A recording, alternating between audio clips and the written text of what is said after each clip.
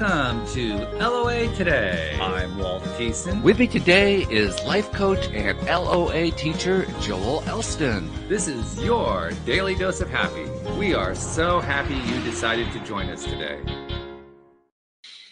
And Joel, before we get started today, I need to make a little bit of an announcement. Okay. I think you know about this. Listeners may know about this. I'm not sure. I think I've kind of hinted at it. But for the last few weeks, I've been working on a novel. And that novel was completed and published. And it is now, and it's now available on Amazon. It's called Sunrise Cafe. And Jen, who's my VA for LOA Today, will include a link in today's episode. So anyone who wants to go check it out, please feel free to do so. But this was actually, it was the next stage of an experiment. Okay. Because I was doing some marketing, trying to promote the Positivity Partner program that I put together, and built up a lot of interest in my Facebook page for that project by writing a bunch of short stories that people were eating up like crazy and liking all over the place. So I figured, well, maybe they'd like to have a novel of, that kind of stuff, because the content is basically stories where people, kind of like what we talk about here on the program, people go through various levels of trauma or difficulty or challenge, come out the other side, and they're better than they were before. They've grown, they've improved. That's basically the kind of story that I was putting together. And I figured, well, how would I put that together for a novel? And that's where the idea for Sunrise Cafe came around, because the basic concept is there's a coffee house, obviously, called Sunrise Cafe, kind of like not quite a Starbucks, like a step down from a Starbucks. And the novel is our opportunity to get to know all of the patrons. Because have you ever been in like a cafe or a restaurant and looked at the other people and said, I can kind of imagine what that person's life is like, but I wonder what the real story is? Oh, absolutely, yeah. So that's what this is. This is basically laying out all of the different people who are the patrons of this fictional cafe. And each one of them, I gave a human frailty as a basic thing to overcome. And to varying degrees, they do. Some of them overcome it substantially, some just a little bit. Just kind of reflecting the way human growth goes. And I think that the end result is something that people who like that kind of fiction will enjoy. So, well, congratulations on getting published. That's amazing. Yeah. And the amazing thing from my perspective is the first time I wrote a novel was back in 2008, based on the financial crisis. It took me 9 months. This one took me 2 weeks. Yeah. And not because I've gotten any better at writing, but because I'm using AI to help me write passages. Okay, I lay all stuff out and say, okay, now I want you to write a passage that does this, and it gives me this, and like, no, that's not right. Do it like this, and you do a lot of that kind of thing. But boy, does this speed the process up. That's great. I'm actually doing a similar thing, and I'm really glad to hear that you're doing that. That's good. So wait a minute. Are you telling me that you're actually working on the action book with this kind of approach? Oh no, that's ridiculous. Well, I knew you had like 5,000 too many pages for that book. And I'm thinking, okay, how is he going to pare that one down? Yeah, I'm still working on the paring down process. I got somebody helping me do that, but I have one of the big things I'm dealing with right now with a lot of my clients. Anxiety is a really big problem right now. So more than I've ever seen. It's just I think a lot of reasons. And I don't get into the reasons why, but I thought wouldn't it be nice if we just had the most simple, basic 10, the top 10 interventions you can do for anxiety. Just make it like almost just cut it to the bare bones. It's going to be an ebook. It's going to be 100 pages. It's going to be, here's the top 10 modalities that work and explaining why they work. It's a brief explanation of what anxiety is. Here's what you can do. See if one of these work for you. And I'm just doing it using AI as well. And I'm very clear that I'm using AI, but it's helping writing. It's fascinating. And I don't know if, most times people that get into the subject get into the weeds. It's just these 300-page books that are saying the same thing. I'm just getting to the actionable part of the stuff. So, emotional freedom technique, various breathing techniques, the meditations and stuff that go along with that. And I'm just going to publish that and charge 99 cents for it and not care. It's just an experiment. I'm just proving an experiment. Well, mine was an experiment too. Because I just wanted to see, first of all, can you write a novel with AI help? And second of all, how does it come out? Yeah, I love that. And I honestly, I think it was a success. That's great. That's great. Yeah. Can't wait to see it. Yeah, it was fun. In fact, I'm also thinking about, because I know you're an Audible guy, right? You like to listen to books. Yeah. And so I was thinking about you because I don't have an Audible version for it yet, but each of the different chapters are basically the stories of one of the patrons of the cafe. So there are 20 chapters. The first 18 are all character studies, essentially, each of those chapters. And I'm thinking, normally I would want to have the Audible book read by me, the author, but each one of those chapters is written in the voice of the person who the chapter is about. I love that. So I'm thinking I got to figure out how to come up with a bunch of actors for each one of those chapters to do. I love the consideration. Have a female for the female version, the younger female, older female, whatever you got. I like that. Yeah. Well, Jen's working out. Jen, my VA is reaching out to, she set up a TikTok account for LA Today. And so she's starting to reach out to see if we can find people to come on board and help us out with this project. A lot of people that are looking to get their names as voice actors or people, this might be a really good opportunity. This isn't a paid gig, but you'll get credit, and this is something you can put on your resume. I'm sure you'll get a lot of responses. Yeah, I think so too. So it's going to be fun. It's going to be really fun. Now, something else that's going to be fun is the topic today, because it comes out of last week's show. Yes, I remember it a lot. I've been preparing in depth for this. Yes, I remember. I talked to you about this beforehand, and I love how in depth your comment was, because you said, "Yeah, I remember now." Yes. But the topic is stuff that is right in front of our eyes that we just kind of skip over, and this is a very common phenomenon that occurs among all humans, as far as I know. Right. We just tend to miss stuff in front of our eyes all the time. And it, one of the things and I have a childhood story that it stuck in my brain. When I was 14, my dad was incredible about taking us on great vacations. So my 14th or 15th year, we went to Hawaii. Ooh. And we stayed at the Hilton Hawaiian Village on the top floor. It was amazing. Wow. And one of the things that I was fascinated by is Hawaii is stunning. It's beautiful. It's the mountains. We went to a couple different islands. We did all this amazing stuff. It was fantastic. And we lived on the west coast of Florida. Mm-hmm. So when people say, the locals say, "Where are you from?" So we live on the west coast of Florida. They're like, "Why are you here?"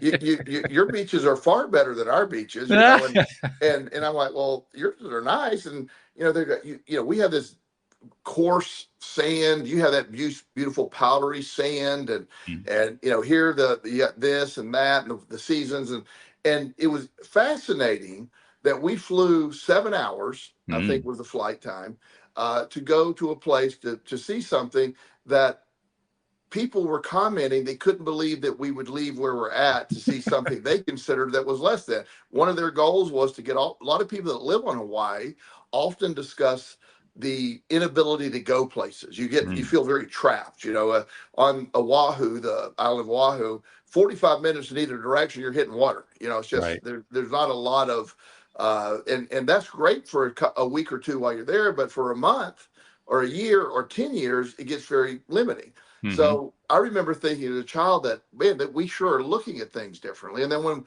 we got back to Florida, I was like, oh my gosh, our beaches are a lot better. They're, again, the where we grew up on Anna Maria Island and the absolute power, beautiful beach, and we just took that for granted. You know what I mean? Just the great, and so you often think we can be seeking things, not knowing they're right there in front of us. It can apply to so many things: relationships, friendships, jobs, careers. But we have a tendency to think something's always better over there and not taking an inventory of what's right in front of us. Yeah, there's even a cliche that covers that. The grass is greener on the other side of the fence. Yes. Or the Emmer Blombeck version, the grass is greener on the other side of the septic tank, depending on which way you want to do it, right? Yeah, which I like that one better. But but that concept, so when it comes to the law of attraction, I think the law of attraction delivers in fact, I factually know it delivers if you're doing it correctly. It's going to deliver. If you're doing it incorrectly, it just will give you the wrongest results. But part of the process that we need, you got to look to see what shows up. When you're trying to attract things, you get stuck sometimes on a certain outcome or the way it's supposed to manifest, and often miss the fact that it actually came your way. So that's amazing to me. And I have a client that is a 43-year-old female. She's divorced. Kids are basically almost grown, older kids. And so she's been, like, I really need to get in a relationship. Nobody wants to be in a relationship with a 43-year-old with 15. That's her narrative, 15 to 17-year-old kid. So her youngest son who's 15 is on a soccer team, a travel soccer team. Well, I know the family pretty well, client, all that. So she said, let's say the child's name is Tom. Okay. So Tom would love for you to come see a game. I said, yeah, I'm certainly going to see a game. So I'm looking at Tom play. Tom's an incredible young man, playing very well, great at soccer. And I noticed that the soccer coach is really chatting up my client, his Tom's mom. And I'm going, okay, and so at our next, I didn't say anything then. So our next session, I said,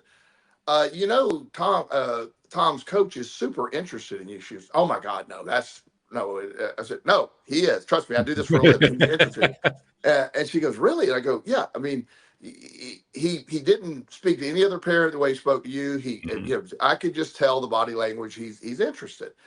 And she goes, well, that's not even a possibility. And I go, but it is, because it's real. It's just, and so finally, after a while, she started paying a little bit of attention. And finally, the guy said, look, I've been trying to get your attention for 6 months. Would you like to go have coffee?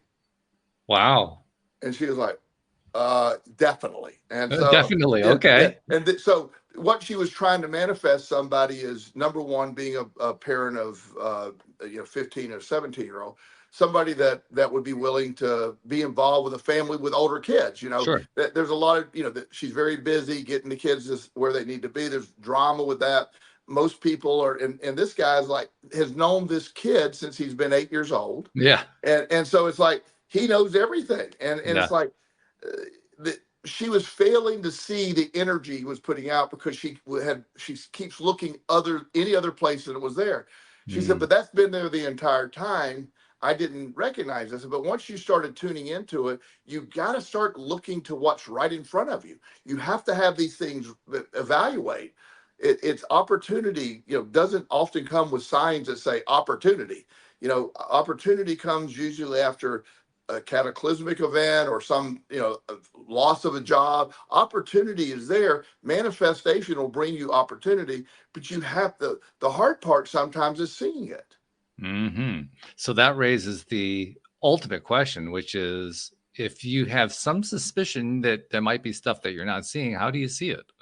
Well, I think that's when it really, you have to start, number one, identifying what you're trying to manifest. What are you hoping to bring into your life? And do an inventory of what's in your orbit. If you want a relationship, who are the people that are in your orbit right now? Are they there?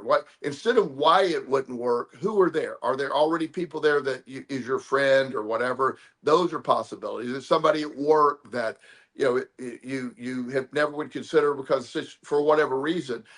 If it's whoops, we just lost Joel. Here he comes.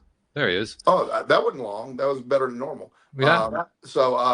But that opportunity is going to present itself in ways that it isn't going to just show up and say, hey, do you want a job?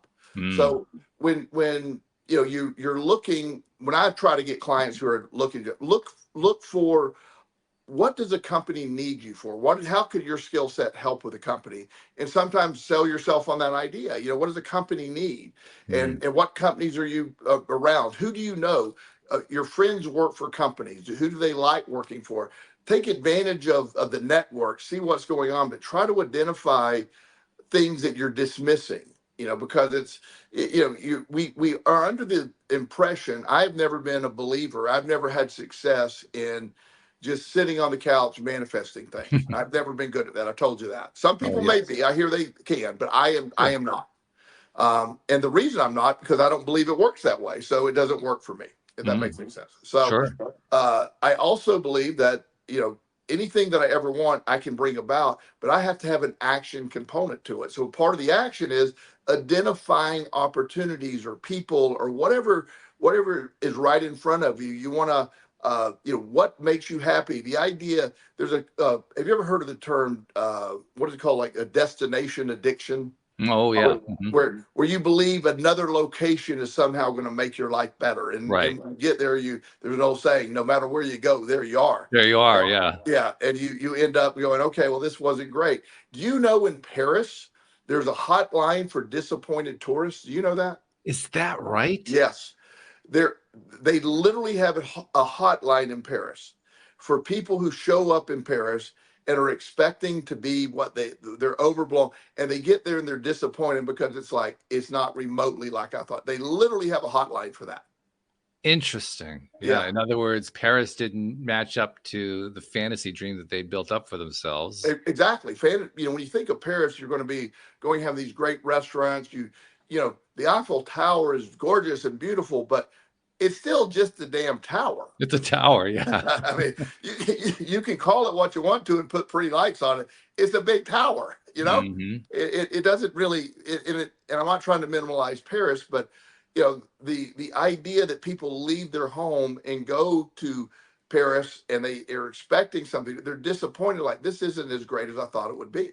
And it was so prevalent that they had to create a hotline for people to sort of process that.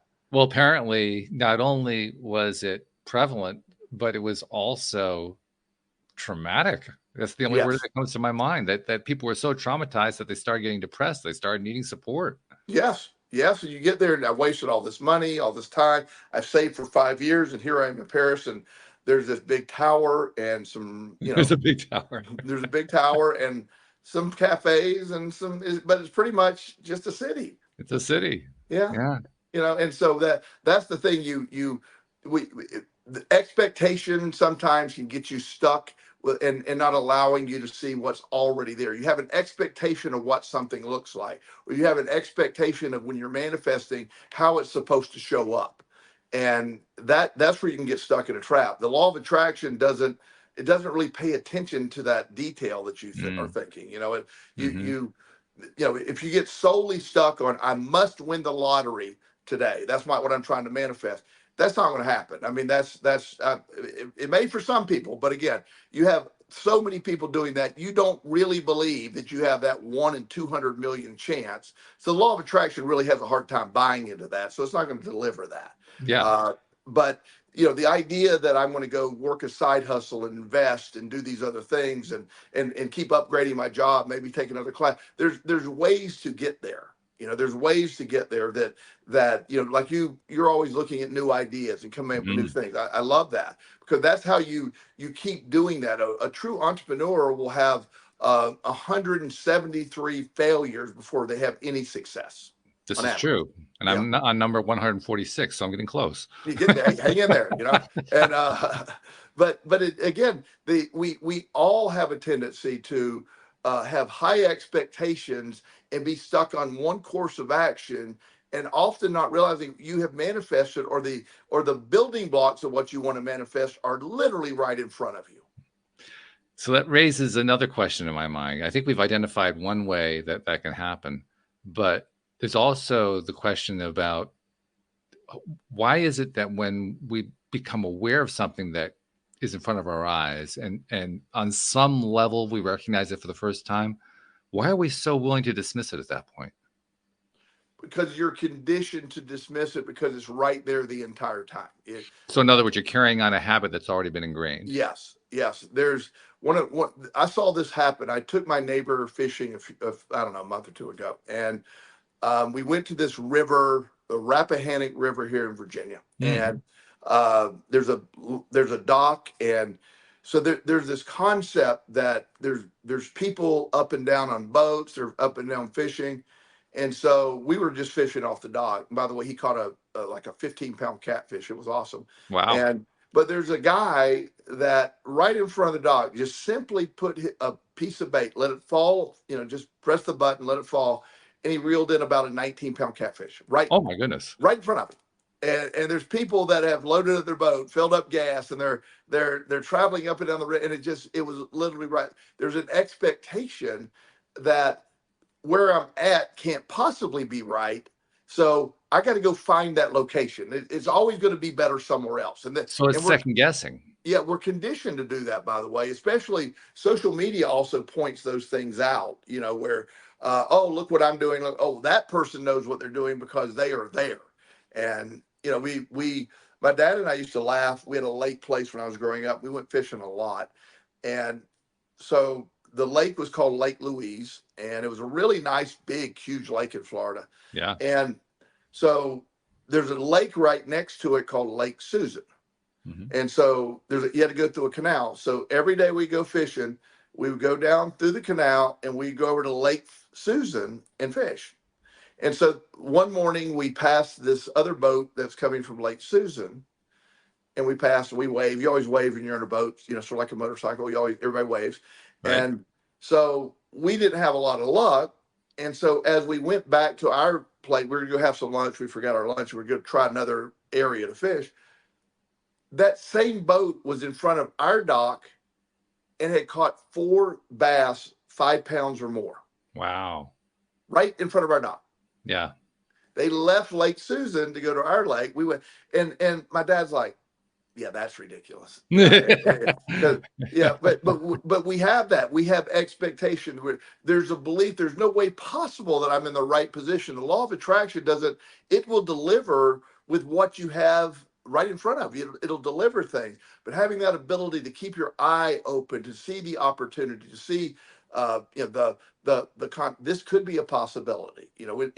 Anytime you see something happen or see an event, my mind is always working. What does that do? What does that mean? What do we have here? I'm in Richmond, Virginia area. In Richmond, Virginia, it has, it's a nice little town, mid-sized town, I would say.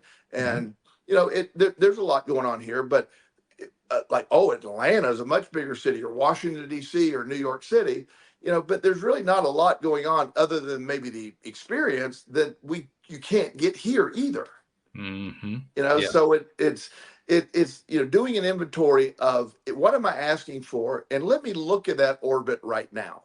Who is here? What is here? And as you know, I don't believe in coincidence on any level. So if something or someone shows up in your life, I don't ignore that. Well, that raises another interesting point, which is that not only do we have a tendency to ignore what's in front of our eyes, but we also have a tendency to ignore things that the universe keeps delivering over and over again. Right, exactly. Which basically ties into what we were talking about last week. Yeah, same thing. Yes, and but that's that same concept. Is the universe keeps saying, "Look, I got this. It's here," but you keep asking for it, and I just keep delivering it, but you're not picking up on it. Now, if it's a negative kind of a thing, I call that 2x4 management. Yes. But if it's a positive kind of a thing, and it just keeps giving you more and more positives, that part I think is going to confuse and bewilder a lot of people. Like, well, how can the universe keep sending somebody better and better and better results, and they keep turning it down? And yet, I think it's almost more prevalent than the negative. Oh, I think that's what happens more often. Yeah. I agree. And the ideas that we have in our brain, we have a negative bias, most of us, that have been developed over years, and we're very skeptical, and we're doubting, and it can't be possible that this could just take place right in front of me, or this opportunity. Even though when it just shows up again and again and again.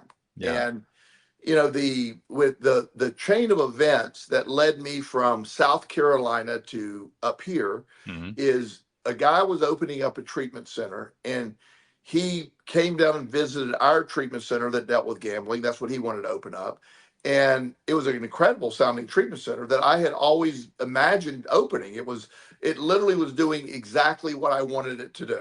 He offered me to be the director of the program and, basically implement all the stuff I wanted to do. And I'm like, I don't want to go to Virginia. Uh, and, but I kept having the vision. There's no way I was going to be able to afford, at least with that mindset back then, the money necessary to open a facility that, you're probably talking $2 million to get what he started with, and and to be able to hire doctors and all that. There's no way that would be possible. And the problem with back then, gamblers have no money because by the time they need treatment, they've gambled everything away. So there's really no way to collect a So lot of. it's kind of like a play on the old gig about how do you make a small fortune in the winemaking business? Yeah, And the answer is you start with a large fortune. Yeah, exactly. Same thing here. So this guy, he pursued me for a solid year. Every month, roughly the first month. Hey, Joel, you thought about my offer? No, I'm staying here. And well, things in South Carolina, they outlawed video poker, and we were mainly operating on referrals from the state for all the video poker addicts that were taken in South Carolina. So our business went quickly south. Yeah. You know what I mean? And Rock Hill, South Carolina is not a place people from outside the rest of the world want to fly to get gambling treatment. Doesn't make much sense, Yes. So, I was looking at our projected revenue for the first time the entire time in South Carolina. I wasn't scheduled to have any clients there whatsoever. So I was like, ooh, that's going to be a month of almost no income. Yeah. So he happened to call that moment that I said that. And I said, yeah, I'll come look at it. And my big concern is he showed me pictures, and 400 acres, old plantation, multiple businesses. We have medical doctors on board. We have 7 therapists on board. And I'm thinking, this guy's crazy. He is, but that's not what I was saying. That's not here nor there. Is what He's my friend, so I can say that. But so I get up there and I'm looking at it. I go, this is literally what I have always brought about. I always wanted to bring about. This is the exact setting to really go treat gambling in a way that nobody's ever treated it before. But my only concern was, how can anyone, no matter how wealthy you are, sustain this financially? It's the question in my mind. I mean, when you first told me about this some 12 years ago, I thought that was exactly what I thought. Like, how do you sustain that? So I'm going to pick up my kid, my 2 kids, bring them to Virginia, a place I've never been to before. And this business is going to shut down in 2 months. I don't know how they could possibly do it. So he offered me the job again while I was here, and I'm looking at it. And I said, his name's Bob. I said, Bob, I'm going to have to, I don't really know you. And this is one of the most phenomenal things I've ever seen. But how do I know you have the financial stability to sustain this? Because you're talking, I mean, this is a mega thing, and it's going to, it would be a year or two before we get close to breaking even. And you're probably talking about, after the $2 million you've invested, probably $250,000 minimum. And it was a lot more than that. But that was just my projection then. And he goes, well, my wife has some money. And I said, well, I hope she has a lot of money. She goes, well, she's an heir to U.S. Tobacco. And I said, just a few dollars poked away here or there. Yeah, I said, okay, so I probably think she can swing this. And and his family, very generous. They fund it. It's probably profitable now or close to profitable, but they floated that thing for years with just no profit. Very generous to the family, and we were able to do that. And the point behind that is, I was trying to manifest that facility for years before I met this guy. I met him. He offered me the opportunity, and I just kept turning it down. Yeah. And it was right there. So and it's understandable because I mean, when you lay it out that way, any of us can think about times in our lives when we've been presented with something, and every single cell in our body says, well, that's too good to be true. We just simply don't believe it. I mean, it would be great if it were true, but there's no way it can be true. That's the conclusion we draw. Absolutely. And I was with that company for 5 years and planning on being there till retirement. But we had him and I had a disagreement about the 5-year mark, and that led me to my private practice, which once again is something that just laid right out in front of me. It was given to me. The opportunity was given to me. I didn't even really have to ask for it. Yeah, And that part of your story continues to not amaze me because I've certainly come to understand how it would happen, yeah, but certainly it has come every time I've ever heard it, it has come back to me with, wow, that's an amazing thing. yeah, and It's remarkable. yeah, just to fill in the quick story on that for those that don't know, it is so the doctor that I met when I first went to this place, this facility, is named Dr. Sherman Master. He's a very well-known addiction medicine specialist. Him and I hit it off right away. We become very good friends until his passing in 2018, I believe. Hmm. He was my best friend, mentor, great guy. Mm. Um, so he had already left Williamsville, the company at the time, Hmm. and he had told me, he called me a week later and he goes, I got an office for you and we'll get you some clients. I go, what do you want me to do? And he goes, life coaching. And I said, what? And, Yeah, what's that? and he goes, you have plenty of experience, plenty of training, get you a couple certifications, which I overdid a little bit, but, Yeah, you get a few of those. Yeah. yeah, I ended up with a bunch, but and I went around and introduced myself to the doctors. He sent me people, other doctors sent me, and within 2 weeks, I had basically a full caseload. When you look back on that, how did you view that when you first were presented the possibility by your friend Dr. Sherman Masters? When he first told you about that, was your take that yeah, that was going to work? No, that was no way that was going to work, or I'm just not sure. Well, at that point, I knew it was going to work. The way Okay. it happened, and to even make the story even more unbelievable, he called me because after I quit the company / fired the company. Uh, I went down to Florida. I was already scheduled to be at Florida. I was sitting on the bench when he called me. Oh, really? Of course. So, so I mean, so me sitting on the bench, he says, "What's going on? What happened?" I said, wackiness, and he said, "What are you going to do?" And I had several offers to run other addiction treatment centers as well. I Oh, had, really? Okay. yeah, but I didn't want to do that anymore. And Mm. so that's when he told me, and he goes, "Well, you want to come look at the office?" I go, "No, I'll take it." And Ooh.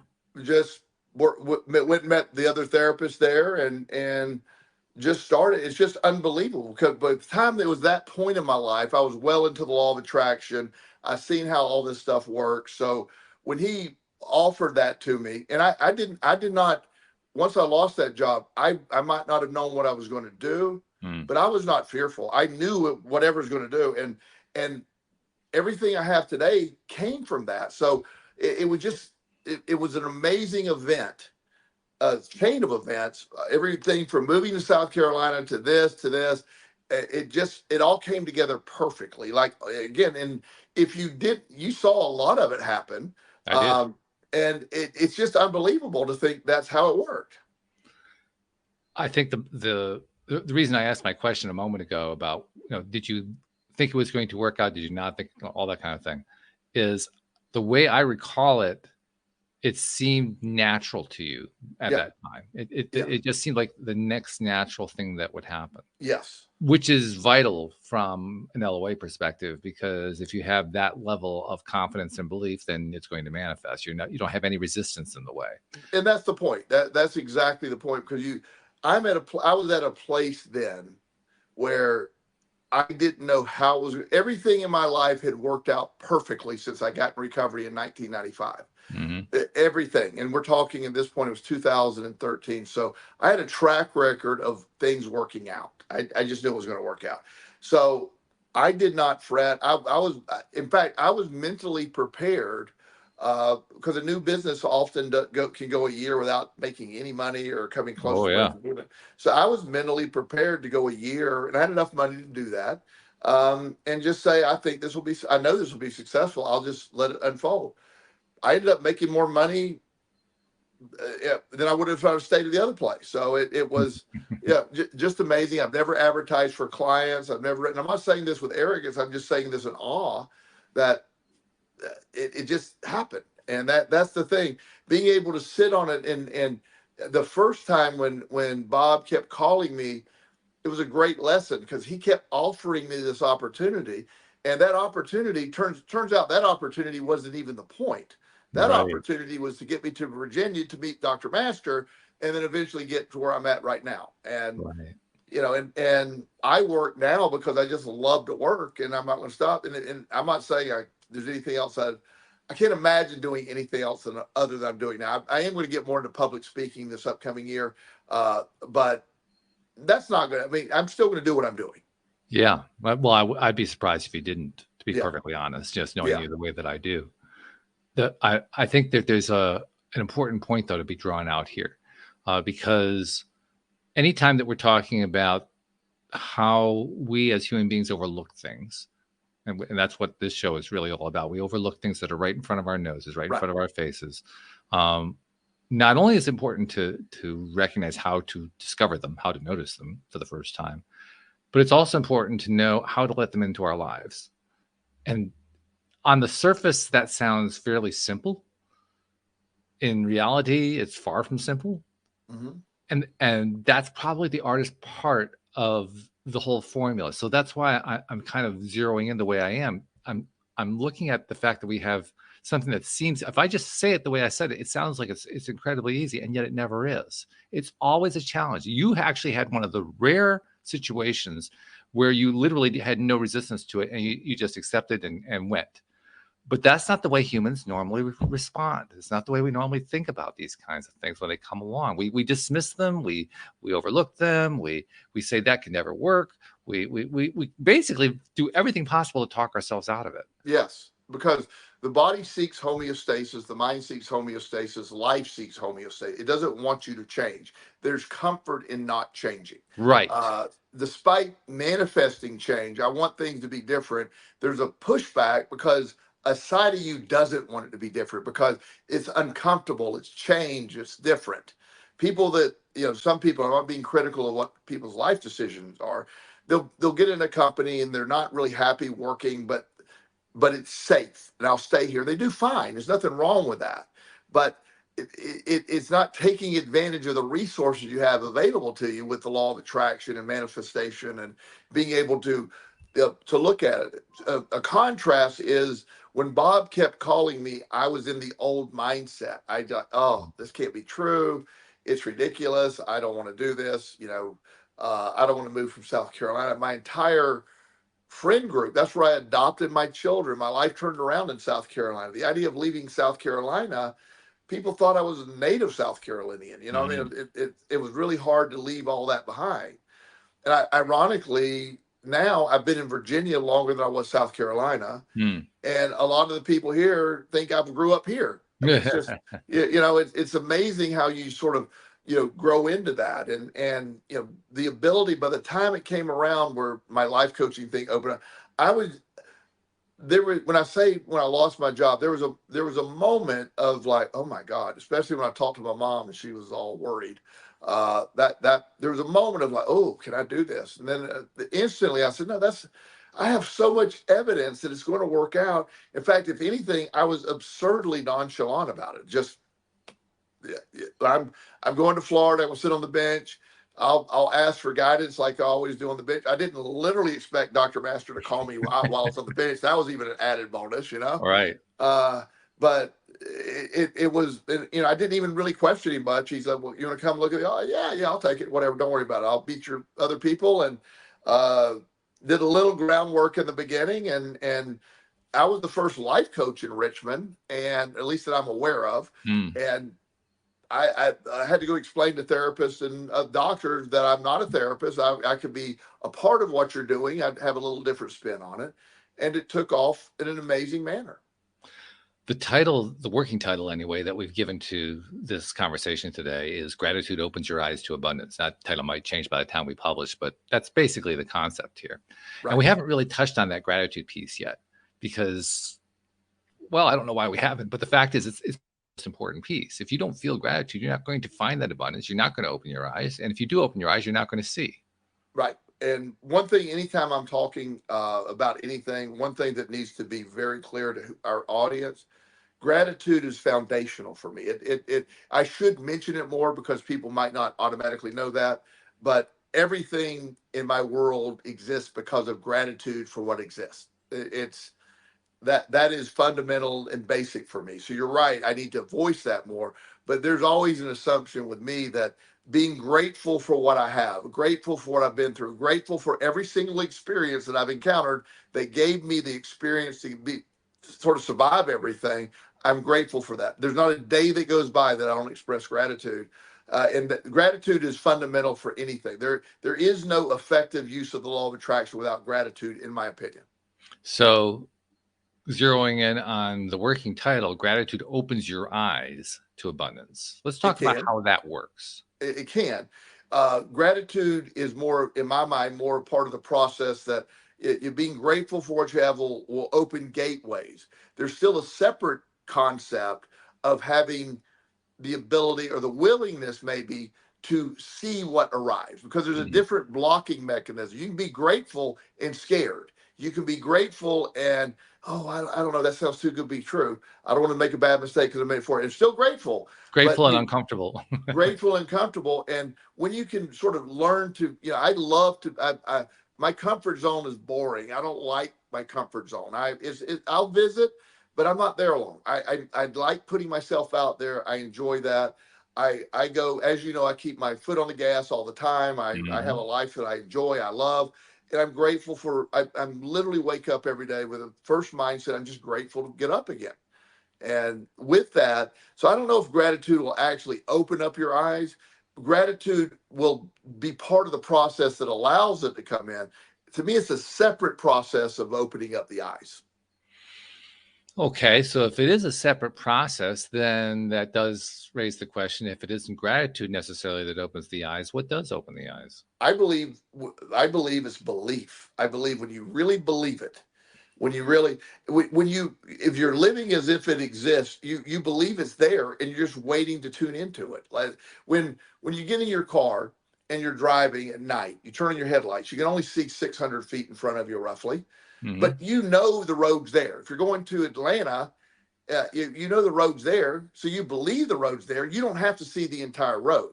So when you can get to a place where you just automatically believe this law of attraction concept works so well, I can just take that. I don't need to worry about seeing the whole road. It's there now. When I came up from South Carolina, I needed a pathway to see the whole road because it was scary. I needed to know where Bob was getting his money from. Did he have enough money? Didn't know. Now I didn't need that. Now, after that, I'm like, it always works out. I don't have to worry about that whatsoever. It will work out. I don't need to. So a belief, a sincere, and maybe belief's not even strong enough, but just a inside belief. I know this is it. And I don't have to worry about it at that point. So an internal knowing, really. A knowing, just knowing, because that's what the law of attraction picks up on. It's just act as if, and it is. So if I want to either generate or discover that internal knowing within myself, I mean, I don't know what it is I want to attract, but let's say, I don't know, I want to attract a new job. Okay. So I have kind of an understanding that there are probably jobs that are out there in front of my eyes, but I'm not really seeing them. So I've gotten that message from listening to Walt and Joel. Right. All right. Now I want to take it to the next step, but I'm not feeling that level of belief that Joel is talking about. So how do I get to the gratitude part and the open my eyes part so that I can find that abundance? Well, you're going to start, in my mind, you start with, I know this is going to work out. Let me start with that. I'll work out. Now, as I mentioned earlier, I'm an action-oriented guy. So if I'm going to manifest a job and I want to do this, so I have I'll give you an example of strategies. There's many strategies. Sure. So whatever field you want to work in, whatever field you want to do, let's, say I'll use a client's, a client of mine wants to work for a sports team, and he doesn't know how to break into that. He has a college degree, but he wants to work for a sports team, a very general. He eventually wants to maybe be a manager or a what do you call it, like an agent for a professional sports, right? So you got to have some sports background. You got to have some things to do. So I said, and he has some money saved up, so this is a plausible thing for him to do. I said, every major league team has a facility. Go to every major league's team, see what they're hiring. he ran across one for the Atlanta Braves, assistant clubhouse manager. Wasn't a great paying job. And he goes, well, it's, you know, not a lot of money. I go, well, I said, you always want a foot in the door. He goes, well, I don't want to get stuck in Atlanta with it. I said, if you're going with that belief, don't go. If Right. you're going with the belief you got the foot in the door and you're not going to get stuck, let's do that. So he bought into that. So he said, well, how do I distinguish first of all, we did a really good resume with his background. We emphasized the stuff that did match in sports and organizational skills. We ran it through Chat GPT to really tune it in real well. Okay. We identified the clubhouse manager, and not only do we apply through the website, but he sent a well-written cover letter and the right to the man. He said, I'm available 24 hours a day. Would love to talk. I'll explain why I want. And the clubhouse manager called him and said, I've never had anybody, you know, he hit it from so many angles. And he said, I want you to come up and interview and meet the team.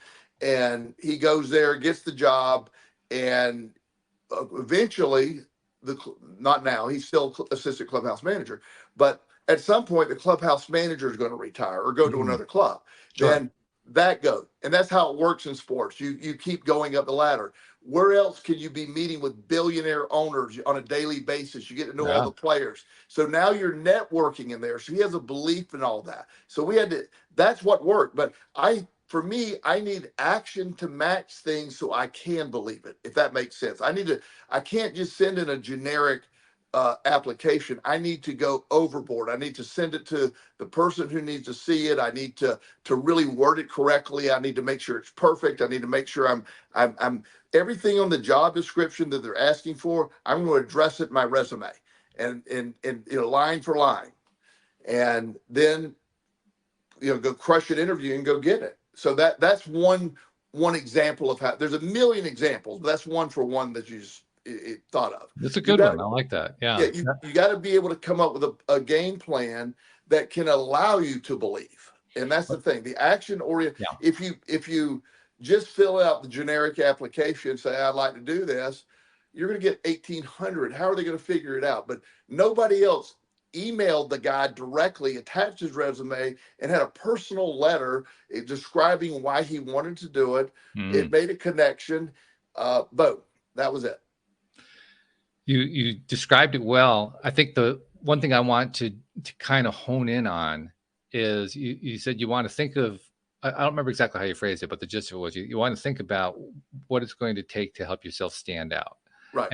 And the way I interpret that was you need to be creative. You need to get creative. Yes.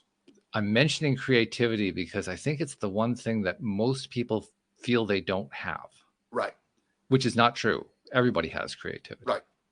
But we tend to dismiss that. We were talking earlier, all the different things that we dismiss. We just say, oh no, that can't be. It doesn't fit my current knowledge situation. It doesn't fit my comfort zone. So therefore, it can't be true.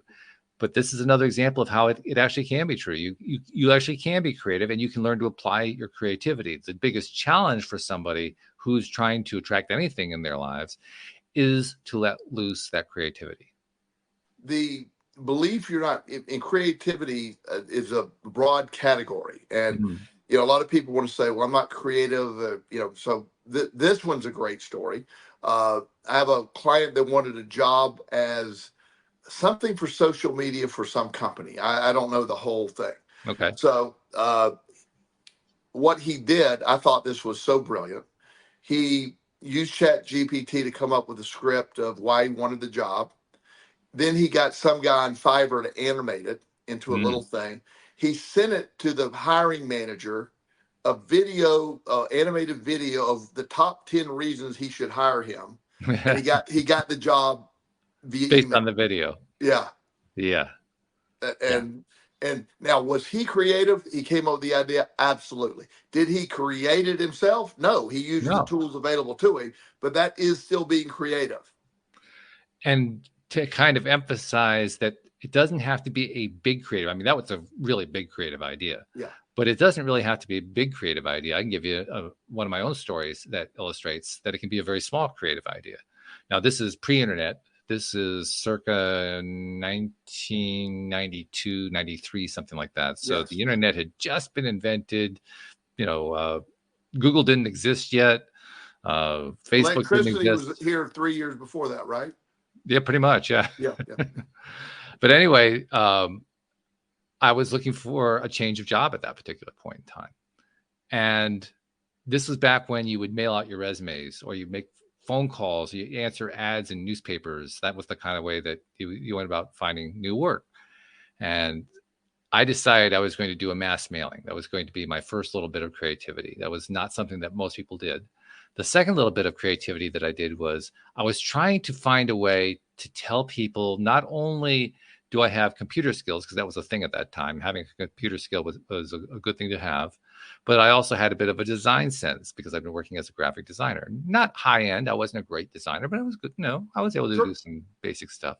And so I came up with a little flyer. And all the flyer had was a picture of an old style PC, because that's what the era was. It was all these old style PCs. And I put a cobweb on it.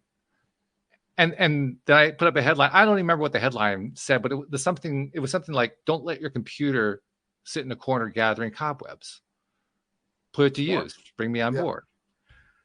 And I tell that story because not only did I get 4 job offers out of it, but I also got a phone call from a guy who owned a company who called me up just to say, "I don't have a job for you, but I had to call you to say that was the best outreach letter I have ever received in my career." I love that. Yeah. And all it was a flyer with a picture of a computer and a cobweb on it. That was the whole deal. That was the extent of the creativity that was involved. That's brilliant. And I have a lady that, and again, before all the technology and internet and all the other stuff, she was looking for this advertising firm. She was really creative in advertising. She wanted to be hired by this firm. And so she really went to great lengths, design using what little tools we had back then, had this big elaborate page where it says, "Hire me." And then a resume on the other side. But it was this beautiful, picture of whatever it was, and "Hire me." And it looked great. She FedExed it to 18 people at the company. FedExed it. Wow. FedExed it. Got the job. Wow. Yeah. I like the combination there. Yeah, creative and deliver. Now, again, FedEx doesn't mean the same as it used to then, but the president got it, vice president, the HR person, and they're all talking about a very well done resume, and the big "hire me" concept, and the FedEx delivery was a great combination. So you can, I have people all the time right now, when you apply on Indeed or one of these other job sites, your resume your application goes into the abyss, and it's like almost winning the lottery if it gets looked at. Yeah. So what I have everyone do, my younger guys, no matter what the job is, you apply the way they tell you to apply, print your resume out, show up at the job site, say, "I applied online like you asked. Here's my resume," shake their hand, say, "I really want this job." And the hiring success rate of that is through the roof. Yeah. I love the approach. I also want to point out something that I think all of these stories kind of point to. Like, for instance, you mentioned the woman who used the FedEx approach. If you go into current books that are out there about how to get a job, you'll find that kind of a story. Yeah. Because that became a thing after a while. When she did it, it hadn't been done before. She did it way before anybody else. Yeah. Right. Which means you don't take your cues from somebody who's mass marketing. This is how you do something. You take your cues internally, because that's what she did. The magic of it wasn't that she chose FedEx. The magic of it was that she chose to go inside and say, "This is what I want to do with it." Right. And because the checklist of the question she said is, I know I can do the job. How do I get my resume to be read? They're going to get thousands of these. How do I get it read? Right. And the method that she chose at that point in time guaranteed it because nobody was doing it. Very rare to get a FedEx back in the day. Back then, yeah. I mean, and because it was expensive. Back then it was very expensive too. Very expensive, yeah. We're by today's pricing, it would probably be at least 2 or 3 times what current FedEx prices are. Yes. And so there's countless stories of this, but it's the idea that being able to look at what's there, look at what tools you have available. Look, all this stuff is right in front of you always, but being able to tune into it is the biggest challenge for most people. So hopefully we've kind of given people some ideas about, first of all, the fact that these things are there, that they are in front of our eyes, that we have been ignoring them all this time. So maybe we've at least opened up some eyes along that line. And perhaps we've even given people some ideas about how to not only identify them, but some action steps they can take in order to kind of improve the chance that they're actually going to turn out the way we want them to turn out. Are we missing anything at this point? Not that I can think of, but I mean, there's really, and by the way, we are missing something because it's right in front of us, but we're missing it, obviously. But that's how this works. I like to say, when you have tried everything possible, you haven't. This is true. So anybody say, I've tried everything. No, you haven't. And challenge yourself, because the negative bias, the this won't work concept, or nothing ever comes right, whatever that language is, or I started with the lady whose son's soccer coach was just trying to get, trying to get her attention, basically. Trying to get her attention, and he's your normal 35-year-old man that doesn't know what pretty awkward anyway, and so the idea that he thought he was delivering this, and she just thought, man, he really likes my kid, and I'm going, well, yeah, he likes your kid, but he's not talking to any other moms the same way. He came over to you, and he started talking to you. It's like there's 10 other kids on the team. Nobody. It was so obvious to me to see it, and she just thought that was the craziest idea in the world, And I think we perhaps have just identified what one more of those things that are right in front of our eyes are, because you just mentioned a moment ago, there's something right in front of our eyes that we were forgetting to mention. Yes. I think I've identified at least one of those things are, and that is when there is something that's right in front of our eyes, not only do we not believe it, but we see it and we dismiss it. Yes. So there's a clue. If we have something that we're dismissing, maybe take another look at it. Well, that's happened. That's happened to me even recently with, too much to get into for the show, but I had I was talking to my sister about something, and she said, well, it seems pretty obvious. I said, well, that's not the case. She goes, really? I think it is. And we were having this back and forth. She said, and the thing is, I don't want to pursue it, but it was this concept to her. It's like, it's pretty obvious. And I'm like, maybe, but I don't, this is something I don't want to see. So I don't want to bring about, but it was this idea that, you can, there's times where things happen that I can acknowledge, but I'm like, I might play the tape all the way through and say, that's not what I want to do either. So there's, there's some things around that you have to be careful of too. But the universe is always delivering everything. It's the ability to tune into it. It's not handed to you. The cake, the ready-made cake, it very seldom shows up in my life, but the ingredients always are there. I think what you're pointing to is that not only do we have the opportunity to notice what's going on in front of our eyes, but we also have the opportunity to discern whether we really want it. Absolutely. And that's because there's some things that you can attract that you don't really want. And you need to be able to be aware of that too, especially if you become really good at manifesting. It's a very powerful tool, and some of that you don't want. And it might sound good on the surface, but you play it all the way through. It's like, no, I don't like where that goes. Well, it's kind of like it's kind of what the ultimate outcome is. The more that you work with LOA, yes, the more that you work with it, you start to become more and more comfortable with it over time. You start to take it for granted that it really is true, and that's when you're allowing yourself to be discerning. Up until that point, you were just trying to manifest anything. Absolutely. And that's the big difference there. And then once you become more skilled at manifesting, you also get to pick and choose what you might manifest it, but that doesn't mean you have to accept it either. Yeah. Yeah. Yeah. Sometimes it's just nice to know you can manifest it.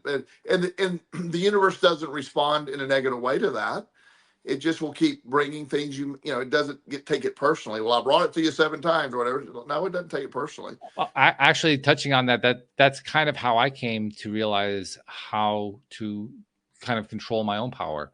When I finally began to realize that not only was I learning how to attract what I wanted, I was really good at attracting what I didn't want. Yeah. And when I finally realized I was the one who was attracting it, that's when I started to believe that I really do have this power. I mean, I may not know where that steering wheel is, but it's right there. It works in reverse. So that's the good thing. When you realize that the negative side is functioning, the law of attraction is at play. Then now you got to do is figure out how to get it to the positive side. You have it. And the more you get, the key is the more you really start to believe in it, the more to me, that belief component is so big. Yeah. You can't feel abundant, but not really believe you're abundant and have success with it. Absolutely. Well, I have to say we had another great conversation. I love that we did this topic today. Thank you very much. And I know you have to get off and get those eggs because that's what you do. That's what I do on Mondays. That's Monday night. That's the way it goes. It is. Thank you to our podcast listeners everywhere. We'll see you all next time here on LOA Today. Goodbye, everybody. Goodbye.